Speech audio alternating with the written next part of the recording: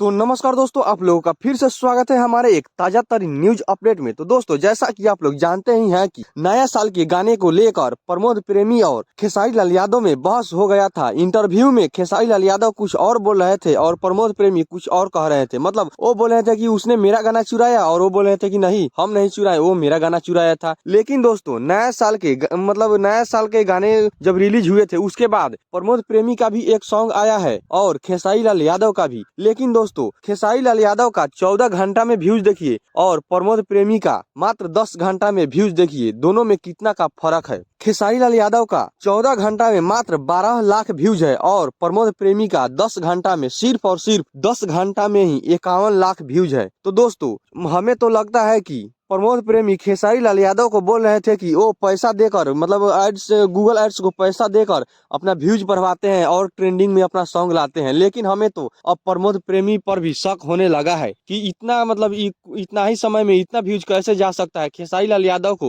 वो कभी पीछा नहीं कर सकते हैं। खेसारी लाल यादव जो मुकाम पा लिए हैं, वो मुकाम मतलब प्रमोद प्रेमी को पाने में अभी बहुत समय लगेगा, शायद पा भी ना सके वो। तो दोस्तों, इस प्रकार से तो मुझे पूरा शक है कि प्रमोद प्रेमी जो है वो गूगल एड्स को पैसा देकर अपना व्यूज बढ़वाए हैं। तो और खेसारी लाल यादव को बोलते हैं कि आप पैसा देकर व्यूज बढ़वाते हैं। लेकिन दोस्तों, अब की बार उल्टा हो गया है। खेसारी लाल यादव कभी पैसा नहीं देते हैं। उनका गाना ही उस टाइप का होता है कि सब लोग को पसंद आता है और सभी लोग उसको सुनते हैं 2-4 बार, मतलब जितना भी सुनते हैं उससे मतलब उनका गाना जो है ट्रेंडिंग में जाता है। तो दोस्तों, ये न्यूज आप लोगों को कैसा लगा? अगर अच्छा लगा हो तो वीडियो को लाइक करके चैनल को सब्सक्राइब जरूर करें। फिर मिलते हैं किसी अगले नए अपडेट के साथ। तब तक के लिए जय हिंद, जय भारत। अगर आप लोग खेसारी लाल यादव के असली फैन हैं तो हमारे चैनल को सब्सक्राइब जरूर करें और वीडियो को भी लाइक जरूर कर दीजिएगा। धन्यवाद।